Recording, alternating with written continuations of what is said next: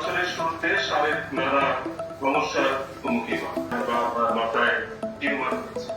বাংলাদেশের প্রখ্যাত চিত্রনায়ক ও নিরাপদ সড়ক চাই আন্দোলনের প্রতিষ্ঠাতা ইলিয়াস কাঞ্চন দীর্ঘ 7 মাস ধরে গুরুতর অসুস্থ। তিনি বর্তমানে লন্ডনে চিকিৎসাধীন। আর জানা গেছে তিনি ব্রেইন টিউমারে ভুগছেন।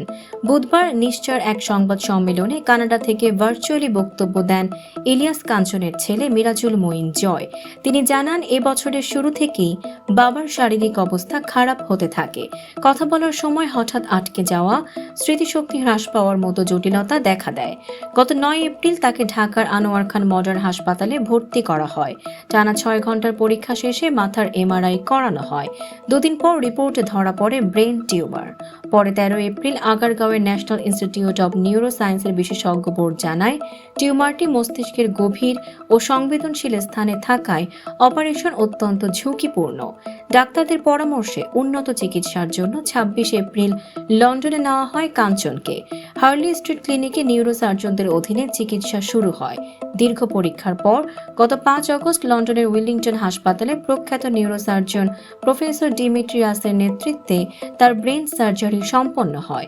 তবে পুরো টিউমার অপসারণ করা সম্ভব হয়নি।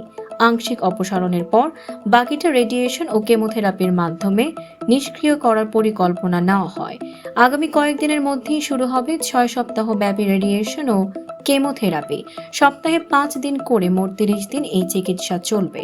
এরপর আরও 4 সপ্তাহ তিনি ডাক্তারদের নিবিড় পর্যবেক্ষণে থাকবেন। বাংলাদেশের চলচ্চিত্র প্রেমী ও ভক্তরা এখন প্রার্থনা করছেন ইলিয়াস কাঞ্চন দ্রুত সুস্থ হয়ে উঠুক। দর্শক, এমনই সব চমকপ্রদ খবর পেতে ফলো করুন আমাদের ফেসবুক পেজ CB24 টিভি এবং সাবস্ক্রাইব করুন YouTube channel CB24 TV official.